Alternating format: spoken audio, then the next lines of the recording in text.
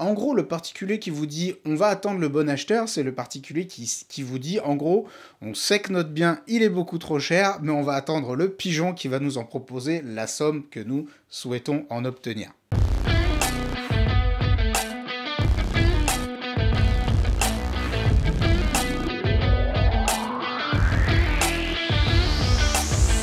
Dans cette vidéo, je voudrais que nous fassions une petite leçon, un petit cours de lucidité, mais je vais également vous donner de nombreux conseils qui, je l'espère, vous feront économiser beaucoup de temps et d'énergie. On est parti. Salut à tous, ici Yoni la marchand de biens, j'espère que tout roule pour vous, que vous avez la grosse forme et que vous réalisez des marges absolument délirantes. Dans cette vidéo, on va parler de la problématique du pigeon, et du pigeon qui a cette fâcheuse tendance à ne pas arriver. De quoi est-ce que je parle? Alors, je vais vous raconter une petite anecdote. Il n'y a pas si longtemps que ça, avec mon frère, on était allé visiter, on va visiter un bien. Donc un agent IMO nous appelle, ah là, messieurs, j'ai trouvé un truc qui peut potentiellement vous intéresser. Ok, de quoi il s'agit? Eh bien, c'est une maison avec des dépendances, et il y a ceci, il y a un peu de terrain. Ok, sur le papier, ça a l'air très bien. Donc, nous nous rendons sur place, donc on se rend sur place, on fait le tour, effectivement, potentiel intéressant. On commence à faire un petit peu les calculs dans la tête, et là, on voit que au niveau financier, eh bien, ça ne tourne pas. C'est-à-dire qu'en fait, la rentabilité n'était pas au rendez-vous par rapport à la complexité de l'opération et surtout au montant engagé, puisqu'on était sur une opération quand même au montant relativement élevé. Et donc, on explique à l'agent immobilier que, eh bien, effectivement, c'est intéressant, mais que c'est un petit peu trop cher. Donc, il nous organise un rendez-vous avec les vendeurs, parce que parfois, c'est quelque chose qu'on va faire, c'est-à-dire qu'on peut rencontrer les vendeurs et expliquer les choses, c'est-à-dire qu'on va leur coucher sur le papier les calculs que nous faisons. On leur dit, bah voilà, en fait, nous, on a tant de travaux, il y a tant de fiscalité, il y a ceci, il y a cela, il y a ça de frais bancaires, bref, parce que les particuliers n'en ont pas nécessairement conscience. Et donc, quand on fait ce travail de pédagogie, eh bien, parfois, ça fonctionne. Ah, parfois, ça fonctionne pas, hein. Clairement, c'est pas magique, malheureusement.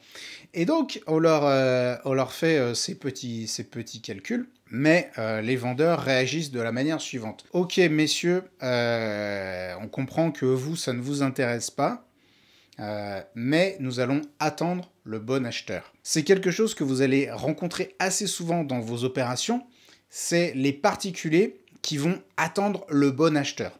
En gros, le particulier qui vous dit « on va attendre le bon acheteur », c'est le particulier qui vous dit en gros « on sait que notre bien, il est beaucoup trop cher, mais on va attendre le pigeon qui va nous en proposer la somme que nous souhaitons en obtenir ». Et ça, vous allez rencontrer plein d'exemples. Clairement, il y a plein de typologies de particuliers qui attendent le pigeon. Et alors, par exemple, nous, on a déjà eu des gens qui nous font visiter leur maison. On trouve que c'était un petit peu cher, alors c'était objectivement cher par rapport au prix du marché. Et on leur demande, en fait, ils vendaient dans les 500 000 de mémoire. On leur dit, mais en fait, comment vous avez déterminé ce prix? Et en fait, là, les gens nous disent, bah en fait, nous, on a trouvé un bien sur, je sais plus quelle région, la côte, machin, enfin bref, c'était dans le sud, ils voulaient passer leur retraite là-bas. On a trouvé un bien qui nous intéresse, il coûte 500 000 €, donc la maison, on en demande 500 000 €. Sauf que là, en fait, leur maison, elle valait plutôt dans les 400. Donc là, on est clairement sur une typologie de vendeurs qui plane complètement. Autre cas de figure qui est pas si rare que ça, c'est quand bah, vous vous rendez compte, par exemple, le bien, il est... je sais pas, 20 000 € au-dessus du prix du marché. 20 000 € au-dessus du prix du marché, et là, pareil, vous posez la question, mais en fait, comment vous avez déterminé votre prix? Ou s'il y a un agent IMO, vous lui demandez comment est-ce que le prix a été déterminé. Et là, les particuliers vont vous dire, bah en fait, ça vaut 400 000, on sait que ça vaut 400 000 à peu près dans le prix du marché, mais par contre, nous, on a fait installer une cuisine, je ne sais quoi, à 20 000 €, et donc, on estime que ça vaut 20 000 € de plus. Et des cas, ça va peut-être vous faire marrer, mais des cas de figure comme ça, il y en a plein. C'est-à-dire plein de trucs, genre le voisin, il a vendu 400 000, ma maison, elle est mieux, donc je la vends 420. Enfin, que des trucs complètement délirants comme ça, qui n'ont en fait aucune prise dans la réalité, et en tout cas, qui ont complètement décorrélé de la logique du marché. Donc là, bien entendu, quand vous êtes dans la position de l'acheteur, c'est assez facile de s'en rendre compte. C'est-à-dire de dire, non mais en fait, lui, il plane complètement, son prix, il est déconnecté de la réalité. C'est toujours facile quand on est, on va dire, assez peu impliqué. Mais là où ça devient plus compliqué, c'est quand vous allez être en position de vendeur. N'oubliez pas, vous êtes marchand de biens. C'est-à-dire que vous êtes un marchand. Donc un marchand, qu'est-ce qu'il fait? Il revend, on espère, il vend quand même beaucoup plus qu'il n'achète. Et au final, vous allez vous retrouver beaucoup plus souvent en position de vendeur qu'en position d'acheteur. Puisque si vous faites des opérations de marchand, on va dire, normal, c'est vous achetez un bien et puis après il va y en avoir plus à vendre. Donc 2, 3, 4, 5, vous allez faire des divisions foncières et trucs. Donc il va y avoir plus de biens à vendre, donc vous allez beaucoup plus souvent vous retrouver en position de vendeur qu'en position d'acheteur. Or, quand vous allez vendre, le marché va vous envoyer des signaux. Alors qu'est-ce que le marché ? Alors, globalement, le marché, c'est l'ensemble du public des acquéreurs. Ça, c'est votre marché dans le secteur dans lequel vous bossez. Et il va vous envoyer des signaux. Alors, quelle typologie de signaux ? Déjà, quand vous postez l'annonce, est-ce que ça sonne ou est-ce que ça sonne pas ? C'est-à-dire, est-ce que les gens s'y intéressent, est-ce qu'ils ne s'y intéressent pas ? Ok, admettons ça sonne, vous donnez des renseignements, si vous vendez en direct, est-ce que les gens viennent visiter ? Bon, ça, c'est valable si vous avez un agent IMO aussi, hein, c'est-à-dire, est-ce que ça sonne, est-ce qu'il y a des visites ? Ok, il y a des visites, est-ce qu'il y a des offres ?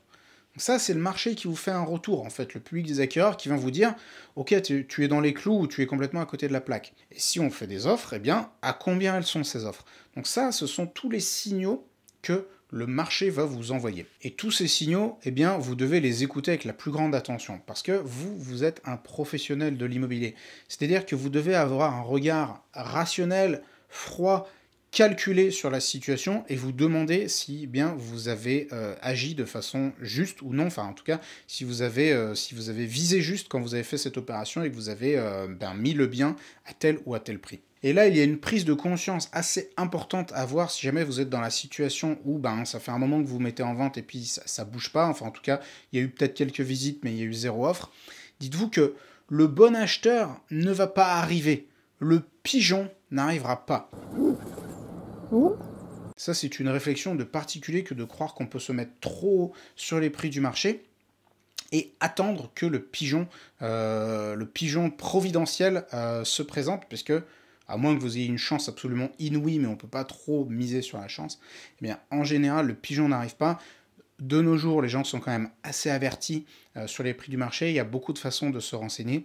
Et donc, les gens ne sont pas prêts à payer des prix qui sont complètement décorrélés du marché juste parce que vous avez installé une cuisine à 20 000 balles. Cette année, en 2022, nous avons inauguré des clubs locaux de la MDB Academy, donc de tous les anciens des formations, pour que justement les gens puissent se rencontrer, etc. Et pour moi, ça a été aussi l'occasion de prendre la température un petit peu de tous les marchés immobiliers locaux.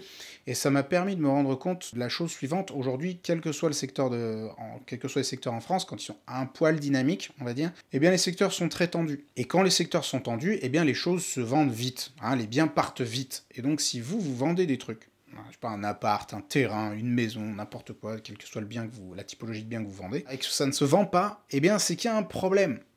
C'est-à-dire que ou vous êtes complètement à côté de la plaque en termes de biens que vous proposez, ou alors vous n'êtes pas du tout au prix.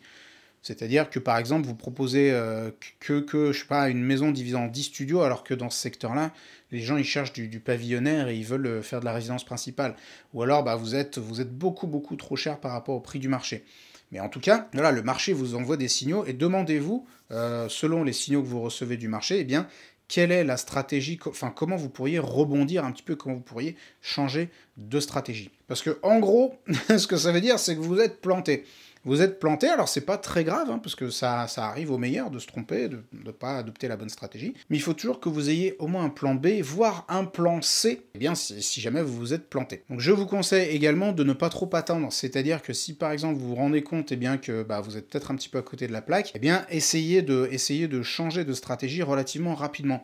Alors quand on fait par exemple des travaux, un bon plan, ça peut être eh bien, de faire les choses petit à petit, c'est-à-dire au début de pas trop en faire, essayer de revendre comme ça, après essayer de faire de la démo, le faire un petit peu propre, et puis petit à petit de rajouter un peu plus de prestat et un peu plus de prestat, et en tout cas pas trop en faire dès le début, ce qui permet en fait d'avoir la possibilité d'évoluer. Parce que si par exemple vous faites toute la rénovation mais que vous vous rendez compte que ça vous a coûté trop cher, que vous êtes obligé de revendre très cher et qu'il n'y a personne qui est prêt à payer ce prix-là, ben vous êtes dans la merde en gros, parce que c'est trop tard, vous n'allez pas défaire vos travaux.